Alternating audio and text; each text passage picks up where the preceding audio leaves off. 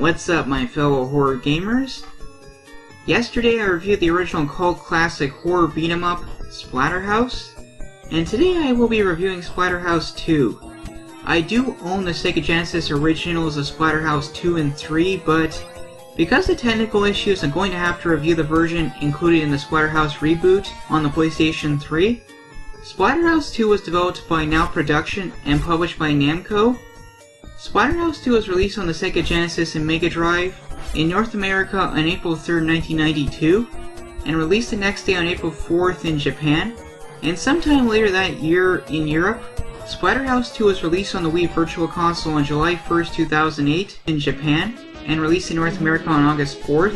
Splatterhouse 2 is also included as an unlockable in the 2010 Splatterhouse reboot, which is the version I am reviewing. Splatterhouse 2 takes place 3 months after the events of the first Splatterhouse. Rick, still heartbroken, is visited by the Terror Mask, and it repeatedly tells him he can save Jennifer, and Rick finally gives in and puts the mask back on, and transforms back into his superhuman form. Rick returns to the mansion and battles through horrifying enemies and bosses just like the first game, and after battling his way to the end, he is able to actually save Jennifer this time. Splatterhouse 2's gameplay is virtually identical to the first. The gameplay is the same as the original Splatterhouse. It's a side-scrolling beat-em-up where you're going left to right and you're fighting monsters and bosses, and you can use weapons and punch and kick.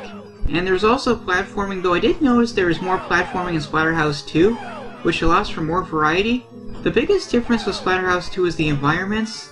There is surprisingly a lot of different looking stages, this time including sections where you're outside, and this really helps to make each stage feel different. Another major plus in Splatterhouse 2 is the music. I really like the music. This is easily the best music in the original Splatterhouse series, and it really adds an extra dimension to the game. Splatterhouse 2's graphics have been downgraded from the original, but this was to be expected given the Sega Genesis would be less powerful than the arcade hardware used to create the first Splatterhouse, but to be honest, the game still looks good, and there is an increased amount of blood and gore in Splatterhouse 2, and I really like how it looks.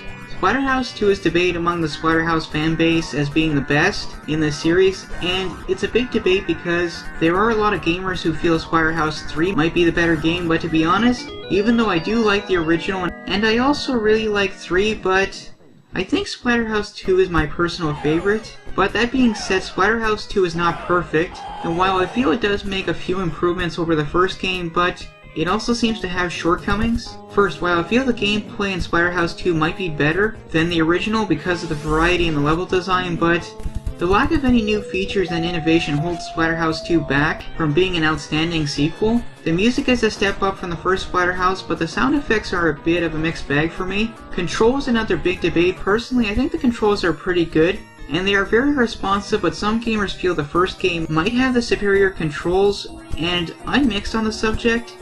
I think both games have good controls, and I'm honestly going to call this one a draw. Splatterhouse 2 is again very challenging, and while luckily there is still unlimited continues, but the major challenge can scare away players. But I feel the difficulty could have been tweaked a little bit, but you can adjust the difficulty setting, but honestly I find it doesn't really make much of a difference. But the North American version does have a password system, and if you're stuck on a certain level you can skip it and go to the next. But only the North American version has this option. My biggest issue with Splatterhouse 2 is again the lack of multiplayer. I know, the Splatterhouse game's story centers on Rick saving Jennifer, but having the option to play with a friend or friends would have made Splatterhouse 2 even more fun and added to the replayability. Oh, one final thing about Splatterhouse 2 that confuses the fanbase, including me, is the story, but after doing my research, it turns out the Japanese version tells the story better, and the English translation was a bit off. Apparently when Rick goes back to the mansion, the first level is the remains of the original mansion, and Rick has to find Jennifer, who is in the land of the dead, and he needs to find the hidden house, which is the new mansion, in order to reach her, and that suddenly makes sense, though if you watch the opening cutscene, you actually see there are 2 mansions, but this goes to show you, mistranslations can cause confusion in any story. Before I give my final score, I know I need to discuss the PlayStation 3 version of Splatterhouse 2. Well, to be honest, the emulation for Splatterhouse 2 is surprisingly good. I would say it looks and plays the best of the 3 classics, though I would have really liked it if they'd actually ported this over emulating the Genesis original, but this is very good emulation, and given how expensive Splatterhouse 2 is getting on the Sega Genesis, this is a good alternative. I give Splatterhouse 2 a final score of 8 out of 10. I highly recommend you guys check this one out. Tune in tomorrow when I review Splatterhouse 3. I'll talk to you guys later. This is the Entertainment Wizard, signing off.